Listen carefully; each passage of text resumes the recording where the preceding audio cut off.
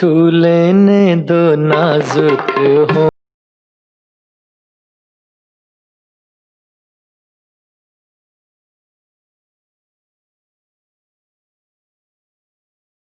मुँह छुपा के जियो और न सर झुका के जियो। इन तमाम गीतों को खूबसूरत धुन में पिरोने वाले हैं मशहूर व मारूफ मौसीकार रवि शंकर शर्मा साहब, जिन्हें रवि के नाम से जाना जाता है। सपनों की नगरी में अपनी किस्मत आजमाने के लिए रवि साहब फिल्मी दुनिया में अपनी आवाज़ का जादू चलाने पहुंचे थे। आवाज़ का जादू तो नहीं चल पाया, लेकिन मौसीकी का जादू जरूर चल गया। दिल्ली में पैदा हुए रवि साहब को अपने पिता के गाए हुए भजन बहुत पसंद आते थे और इसी से उनको गाने में दिलचस्पी पैदा हुई। गायकी का जुनून ऐसा तारी हुआ कि काम छोड़कर सपनों की नगरी का रुख किया, यानी मुंबई पहुंच गए। सिर पर छत नहीं, खाने को रोटी नहीं और सोने को बिस्तर नहीं। कभी स्टेशनों पर सोना तो कभी मुंबई के फुटपाथ पर रात गुजारना, लेकिन जज्बा ऐसा कि कुछ बनकर ही लौटना है। आखिरकार रवि जी को हेमंत कुमार साहब ने पहली बार कोरस में गाने का मौका दिया और यहीं से उनके हुनर को हेमंत कुमार साहब ने पहचाना। कुछ वक्त बाद हेमंत कुमार साहब ने उनको अपने असिस्टेंट के तौर पर काम दिया और यहाँ से उनका मौसीकी का सफर शुरू हो गया। इसके बाद तो रवि साहब ने पीछे मुड़कर कभी नहीं देखा। अनगिनत फिल्मों में बेहतरीन म्यूजिक कंपोज करके कई अवार्ड्स अपने नाम किए, जैसे चौदहवीं का चांद, घूंघट, घराना, गुमराह, दूर की आवाज, काजल, खानदान, वक्त, दो बदन, हमराज, नीलकमल और एक फूल दो माली जैसी सुपरहिट फिल्मों में बेहतरीन म्यूजिक कंपोज करके अपने हुनर का परचम लहराया। आज हम पहुंचे हैं उसी घर में जहां रहकर रवि जी ने तकरीबन 200 से भी ज्यादा फिल्मों में म्यूजिक कंपोज किया। आज का ये शुमारा बहुत ख़ास और बहुत दिलचस्प होगा, क्योंकि उनके घर में हम जाकर उनकी बेटी से मुलाकात करेंगे, कुछ दिलचस्प चीज़ें आपको दिखाएंगे रवि जी की, जिससे वो धुनें तैयार किया करते थे। उनका म्यूज़िक रूम है, कुछ बातें आपको बताएंगे उनकी बेटी के साथ बैठकर, जो बहुत दिलचस्प है रवि जी के बारे में। तो आइए सबसे पहले हम चलते हैं अंदर और मुलाकात करते हैं उनकी बेटी से और फिर मुआयना करेंगे उनके घर का। आइए चलते हैं।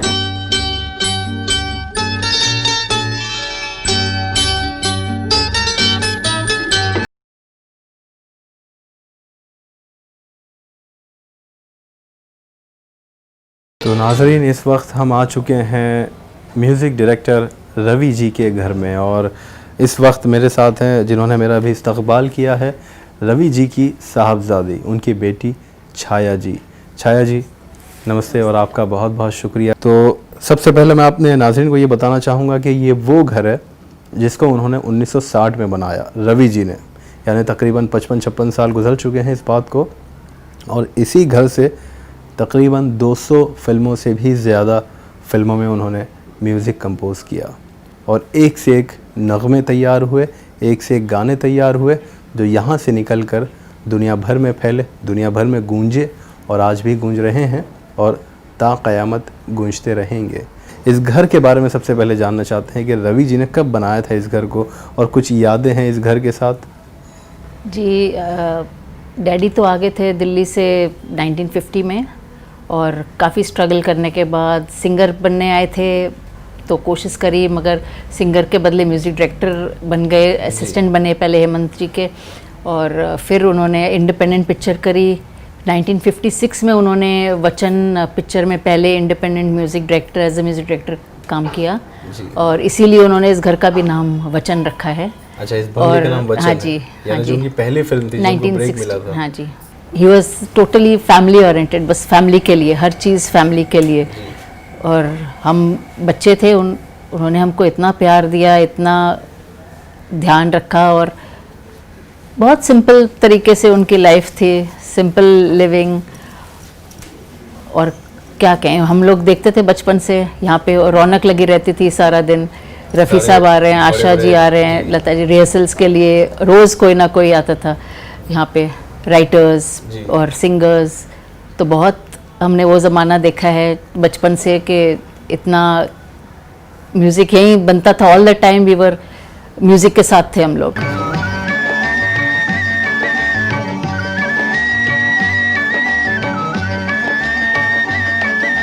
रवि जी की बात कर रहे थे, तो कभी आपके साथ डिस्कस किया कि किस तरह से दौर गुजारा, वो फुटपाथ पर रहना, स्टेशंस पर सोना और काम के लिए चक्कर काटना, वो कुछ उस पर रोशनी डाली है? बिल्कुल, हमको बताते थे, हमको सुनाते थे अपनी कहानियाँ कि हम कैसे चप्पलें घिस जाती थी, कपड़ों में छेद हो जाते थे, बिना तली की चप्पल होती थी कई बार। अच्छा। और बड़ी मुश्किल से कितने कितने मील रोज़ सुबह से रात तक चलते रहते थे, और पैसे भी नहीं होते थे कि खाना खाने के लिए कई बार, और पैदल जाने के किराए के भी पैसे नहीं होते थे। और शुरू शुरू में तो बिल्कुल, बाद में तो धर्मशाला में रहे थे, मगर उससे पहले तो सोने रहने की भी जगह नहीं थी। स्टेशन पे कई बार रात गुजार देते थे, दुकान बंद हो जाए उसके आगे सो जाते थे। अच्छा। तो बहुत तकलीफ़ें पाई, 2-3 साल बहुत स्ट्रगल में गुजरा, क्योंकि काम नहीं मिलता था। काम के लिए जगह जगह जाना पड़ता था, स्टूडियोज़ में, म्यूज़िक डायरेक्टर्स के घर, सबसे मिलना। तो बहुत वो बताते थे हमको कि बहुत पैदल चलना, बहुत हमने अपने चप्पलें घिसाई हैं। टीन शेड में फिर रहना शुरू किया था बाद में? उसके बाद जब धीरे धीरे काम मिलना शुरू की हुआ कोरस में, या फिर हेमंत जी के साथ जब असिस्टेंट हो गए, तब फिर उन्होंने एक टिन का शेड लिया किराए पे, और हमारी मम्मी और मेरी बड़ी सिस्टर को दिल्ली से बुलाया जी। तब उन्होंने वो किराए पे घर लिया, एक कमरा टिन का शेड। तो वो एक तरह से वो घर भी नहीं, आप बता रही टीन शेड। हाँ, जैसे बिल्डिंग के नीचे गैराज होते हैं, उस टाइप का एक गैराज था, टीन का बना हुआ जी। तो उसमें फैमिली को बुला लिया। और धीरे धीरे जैसे जैसे काम बढ़ता गया, बराबर वाला भी कमरा ले लिया, फिर बल्कि वहीं गाड़ी भी खरीद ली थी उन्होंने। हेमंत जी के साथ काम करते करते वहीं रहे। अच्छा। क्योंकि हमारी मम्मी का हमेशा वो कहना था कि जाऊंगी तो अपने ही घर में जाऊंगी अब यहाँ से। अच्छा, जो किसी और किराए के घर में नहीं जाएंगे। हर बार देखो, हजार बार देखो। तो नाज़रीन, इस वक्त हम रवि जी के घर में मौजूद हैं, और छाया जी उनकी बेटी हमारे साथ है, इतना वक्त हमें दे रही हैं। अब आप हमें लेके जाने वाली हैं म्यूज़िक रूम में, जो असल कमरा है, जहाँ से बहुत सारी धुन तैयार की गई। आइए।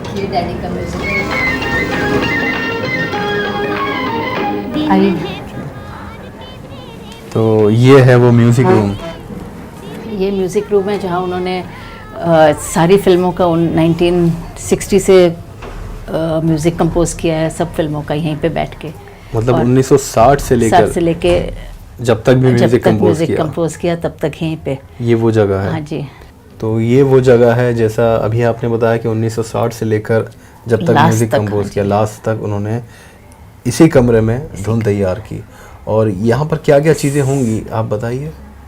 यहाँ पे उनके अवार्ड्स हैं, और उनका हारमोनियम, जिस पे उन्होंने 200 से फिल्मों से ज़्यादा म्यूज़िक कंपोज किया है। और आते थे उस टाइम से सारे सिंगर्स, लिरिसिस्ट सब यहाँ आते थे, और यहीं पे इसी रूम में म्यूज़िक सिटिंग्स होती थी, गाने बनते थे यहीं पे। अब हम जानेंगे म्यूज़िक रूम में और क्या क्या ऐसी दिलचस्प चीज़ें हैं जो ख़ुद इस्तेमाल की रवि जी ने, और जो बहुत नायाब हैं एक तरह से। तो मैं सबसे पहले तो बहुत सारी मुझे तस्वीरें नज़र आ रही हैं, यहाँ से शुरू करूँगा अगर, तो ये हमारे डैडी का 85th बर्थडे की पिक्चर है जी, और ये हमारी बड़ी सिस्टर है, और ये मैं हूँ उनके साथ। अच्छा, तो आप देख सकते हैं ये हैं रवि साहब, और ये मेरे ख़्याल से उनकी डेथ से 1 साल पहले का ये फ़ोटोग्राफ है। और ये छाया जी हैं जो हमारे साथ इस वक्त बैठी हैं, और ये उनकी बड़ी बहन है, और जो इस वक्त यहाँ मौजूद नहीं है। और इसके अलावा अगर बात की जाए, ये बहुत सारे फ़ोटोग्राफ्स हैं यहाँ पर, देखिए मेलोडियस मेमोरीज़ के नाम से ये सजाया हुआ है। और ये भी कितना पुराना होगा, ये काफ़ी पुराना है, ये भी 4-5 साल पहले कोई प्रोग्राम हुआ था उसमें बनवाया था। तो इसमें कुछ ख़ास तस्वीरें हैं जो आप बताना चाहेंगी? ये है डैडी को जब पद्मश्री अवार्ड मिला था इंदिरा गांधी जी के साथ जी। और ये है उनका पहला फिल्म फेयर अवार्ड, घराना फिल्म जी, राज कपूर साहब के साथ, वैजंती माला जी के साथ हैं, रफ़ी साहब के साथ जी, आशा जी के साथ हैं। कोने में आप महेंद्र कपूर साहब देख सकते हैं, लता जी के साथ, हेमंत जी यहाँ लता जी हैं। हेमंत कुमार साहब वो शख्स हैं जिन्होंने पहली बार मौका दिया था और उस हुनर को पहचाना था, परख थी इस शख्स की, यानी ये रवि जी हैं, ये हेमंत कुमार साहब हैं, और फिर उनको मौके दिए। और भी बहुत सारे लोग हैं, देखिए फ़िल्मी दुनिया की पर्सनालिटीज़ हैं, शम्मी कपूर साहब के साथ है, और सुनील दत्त साहब के साथ फ़ोटोग्राफ है उनका, और तमाम लोग हैं जो फ़िल्मी दुनिया के, ये वो लोग हैं जो यहाँ पर भी आते थे, इस कमरे में भी आते थे, और यहीं पर बैठकर उनके साथ रिहर्सल्स हुआ करती थी, सिटिंग हुआ करती थी। आपके पीछे मुझे बहुत सारे अवार्ड्स नज़र आ रहे हैं, तो एक बार मैं वो जानना चाहूँगा, ये तमाम अवार्ड्स फिल्म फेयर अवार्ड्स हैं देखिए, हाँ जी, तो ये फिल्म फेयर अवार्ड ये घराना का है जी, ये खानदान के लिए है, और ये 2 साउथ की मूवीज़ हैं उनके है। अच्छा।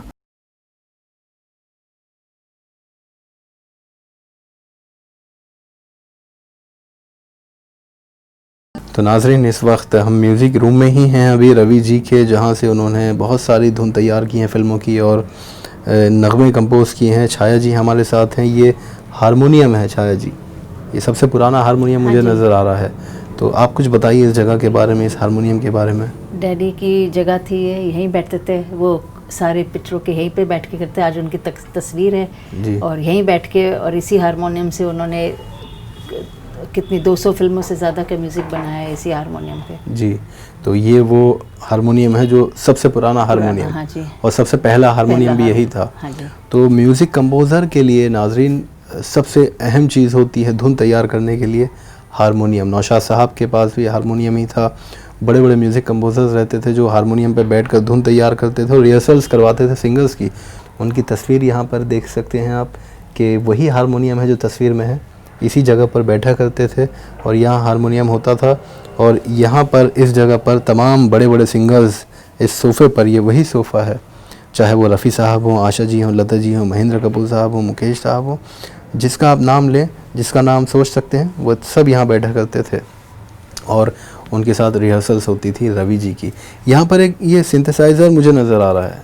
हाँ जी, एक्चुअली 1997 में उनको जब पैरालिसिस स्ट्रोक हुआ था जी, तो उनका एक लेफ़्ट हैंड इतना अच्छे से नहीं यूज़ होता था, तो इसीलिए हारमोनियम उनसे आसानी से बजता नहीं था, तो उन्होंने ये सिंथेसाइज़र यूज़ करना शुरू किया था। अच्छा, ये इस पे काम किया करते थे। फिर इस तरफ अगर हम आकर देखें तो बहुत सारे ये टेप रिकॉर्डर्स मुझे नज़र आ रहे हैं। टेप रिकॉर्डर्स, उनको स्पूल, उस टाइम पे स्पूल्स काफ़ी काम चलता था स्पूल्स पे, तो स्पूल टेप रिकॉर्डर का गाने रिकॉर्डिंग होते थे तो स्पूल पे ही आते थे घर, तो हम लोग उन पे सुनते, तो उनके टेप रिकॉर्डर्स हैं। बड़ा शौक था उनको टेप रिकॉर्डर्स, इलेक्ट्रॉनिक्स तो ये बहुत पुरानी चीज़ है, बहुत पुराने हैं ये। ऐसा तो मेरे ख्याल से आपने कभी देखा नहीं होगा, ये सबसे पुराना है, ये पहला वाला था शायद। तो ये वो रिकॉर्डर था जिसमें फाइनल आउटपुट होता था। जब रिकॉर्डिंग हो जाती थी किसी गाने की तो उसके बाद रवि जी इसी पर आकर सुना करते थे उस पूरे गाने को जब वो कंप्लीट होता था। तो ये उन्होंने खुद ख़रीदा था? नहीं, ये उनको प्राइम मिनिस्टर, मॉरिशस के प्राइम मिनिस्टर श्री शिवसागर राम गुलाम ने उनको गिफ्ट दिया था यहाँ पे। अच्छा, जब मॉरिशस गए थे वो एक बार। अच्छा, तो ये उनको गिफ्ट में मिला हुआ स्पूल टेप रिकॉर्डर है जो मॉरिशस के प्राइम मिनिस्टर ने उनको दिया था। ये उनका खुद का शायद ख़रीदा हुआ था। हाँ, 10। तो ये देखिए बड़ी नायाब चीज़ें हैं, ये उस वक्त की हैं, शायद हमारी पैदाइश भी नहीं हुई होगी, और इस पर उन्होंने काम किया है ख़ुद। और उसके बाद देखिए ये तमाम ये नए कैसेट वाला, नए सीडी प्लेयर्स और जी, जब दौर बदला तो जाहिर बात है एडवांस टेक्नोलॉजी भी आई, तो ये कैसेट वाले हैं, ये सीडीज़ वाले हैं, इस पर रवि जी ने काम किया। चलो एक बार फिर से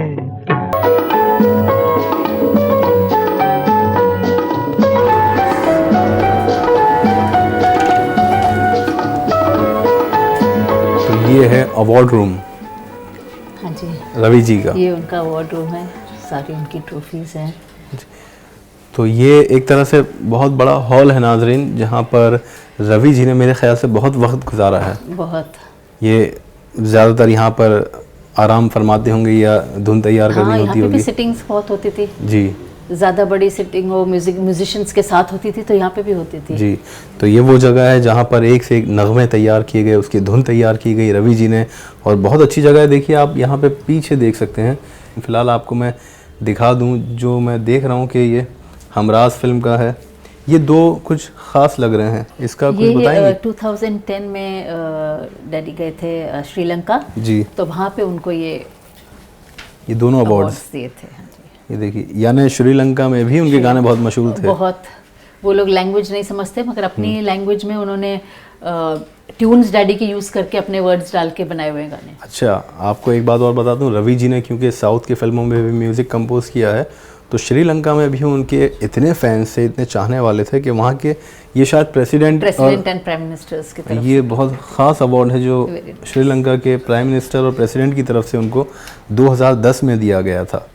तो आप अंदाज़ा लगाइए। उसके अलावा देखें तो देखिए हमराज, निकाह, जिसमें उन्होंने म्यूज़िक कंपोज़ किया है, ये सिल्वर जुबली जब फिल्म होती थी तब दिए जाते थे।